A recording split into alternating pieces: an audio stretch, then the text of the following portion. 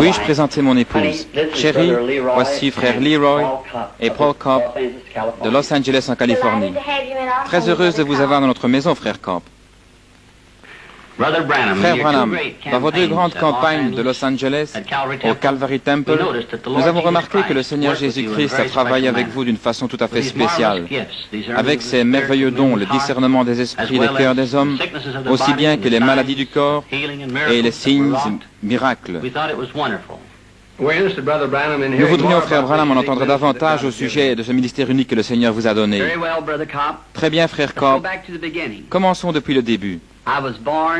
Je suis né dans l'est du Kentucky, dans une petite cabane de bois, près de Burkesville au Kentucky. Le matin de ma naissance, mes parents m'ont dit qu'une lumière est venue dans la pièce et est restée suspendue au-dessus de moi.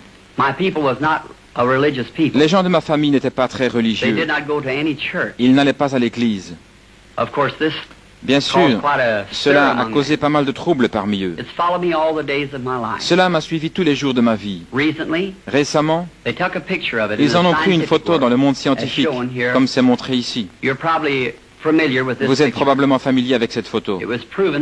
Il a été prouvé par la science que c'était le seul être surnaturel qui a été scientifiquement photographié. À mon opinion, c'est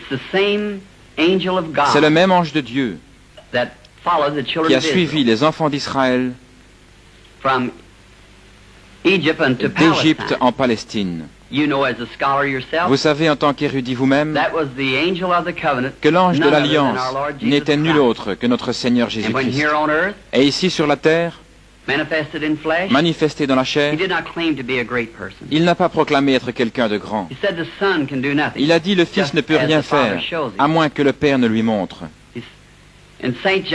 Dans Saint Jean, au 5e chapitre, peut-être en avez-vous connaissance de cette écriture, Jésus est passé par cette fameuse piscine de Bethesda.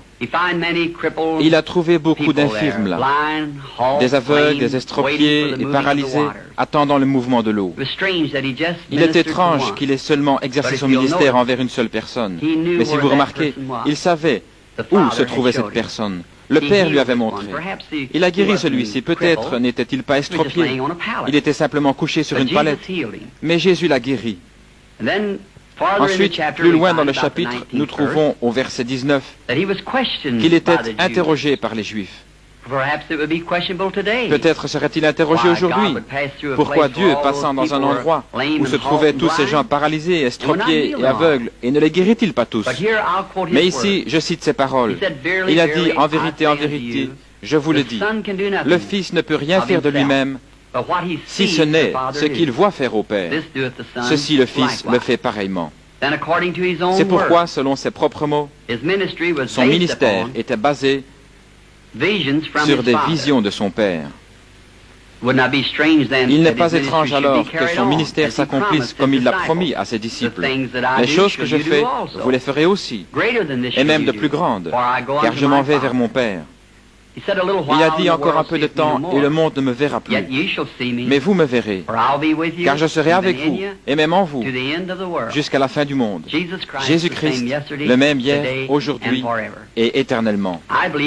Je crois que c'est une confirmation dans ces derniers jours de la résurrection de Jésus-Christ, vivant parmi son peuple, accomplissant les mêmes signes et miracles qu'il a fait quand il était ici sur la terre.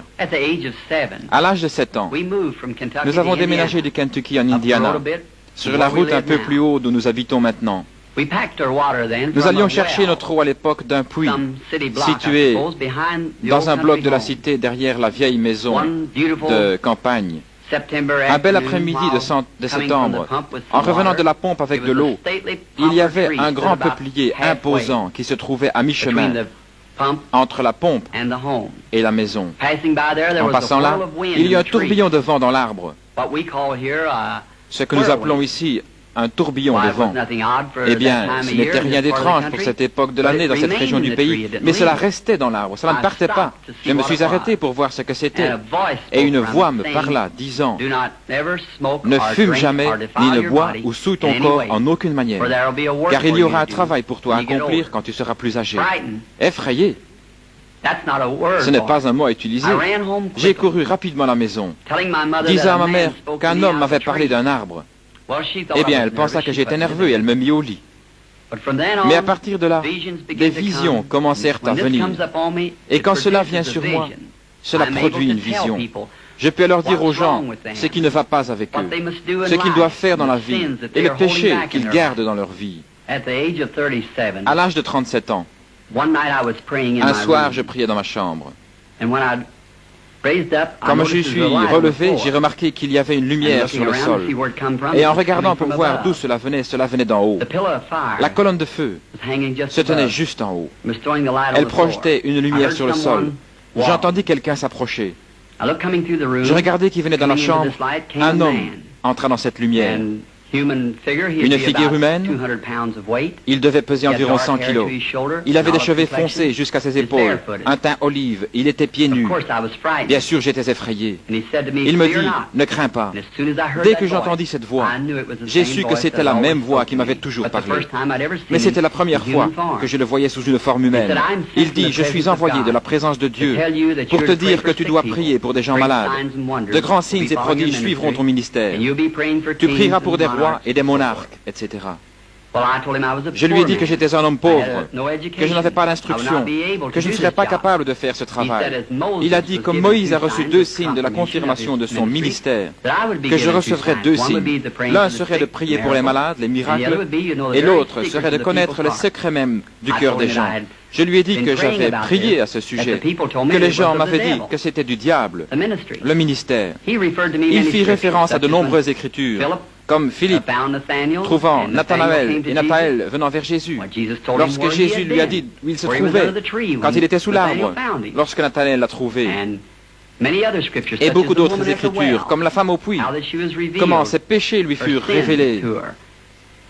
Lorsque Jésus lui dit qu'elle avait 5 maris, elle courut dans la ville et dit, c'est le Christ. Il fit référence à beaucoup d'autres écritures. Je lui ai dit que j'irais. Il me donna l'assurance qu'il serait avec moi, toujours. Comme vous savez, frère Cobb, et le monde le sait, de grandes choses se sont produites dans le ministère. Nous pensions à ce qu'étaient ces visions, savoir si je m'en souvenais longtemps.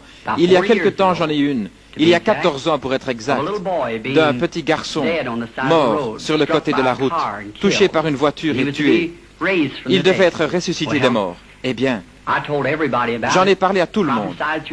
Cela a été prophétisé à travers les États-Unis et au Canada. Des milliers de Bibles avaient cela écrit sur la page de garde, que cela aurait lieu. Un jour, alors que nous avions une campagne dans les pays scandinaves, nous étions en Finlande, venant de Kuopio, et il y avait un groupe de personnes rassemblées sur le bord de la route. Ils étaient penchés sur une espèce de forme. Nous sommes sortis pour regarder, et voilà, c'était le petit garçon. Toute la scène était exactement ce qu'elle m'avait été montrée. J'ai dit à frère Moore, regarde dans ta Bible, et voici ce n'est pas cette scène. Oui, dit-il. Je me suis agenouillé et j'ai demandé à notre Seigneur Jésus de confirmer sa parole qu'il m'avait montrée et qu'il m'avait dit qu'elle allait se produire. Le petit garçon fut ramené à la vie par notre Seigneur Jésus. Il est en vie et en bonne santé aujourd'hui. Frère Cobb, voici quelques-unes des choses que notre Seigneur Jésus fait aujourd'hui dans le ministère qu'il m'a confié. À mon humble opinion, c'est pour confirmer sa parole qu'il a promis qui arriverait en ce jour. Nous le voyons se produire aujourd'hui. Maintenant, en ce qui concerne les campagnes en Israël, frère Cobb, je serai très heureux de servir notre Seigneur en Israël. Je crois que mon ministère sera très efficace pour les Juifs, parce que, comme le dit l'Écriture, les Juifs cherchent des signes, les Grecs la sagesse. Nous croyons que beaucoup de Juifs et beaucoup de personnes là-bas dans la Terre Sainte arriveront à croire que le Seigneur Jésus-Christ est le Messie lorsqu'ils verront un chrétien accomplissant la prophétie de Joël dans l'Ancien Testament. Oui, frère Cobb. Je suis certain que vous vous référez à la prophétie de Joël dans l'Ancien Testament, Joël 2, 28, comme il a prophétisé, disant que dans les derniers jours, il déverserait son esprit sur toute chair. Les fils et les filles prophétiseraient, les hommes âgés auraient des rêves, et les jeunes hommes auraient des visions. Eh bien, frère Branham, je pense que nous allons devoir dire au revoir pour aujourd'hui. Cela a été un grand plaisir pour nous et très édifiant. Nous devons y aller. Nous vous verrons, Dieu voulant, à Chicago dans quelques jours. Eh bien, messieurs, cela a été un plaisir de vous avoir à la maison ce soir. Nous prierons ensemble pour le succès de la réunion de Chicago. Et par la grâce de Dieu, j'espère vous rencontrer là dans quelques jours. Voudriez-vous une tasse de thé? Oh, merci beaucoup, Sir Branham. Merci, chérie.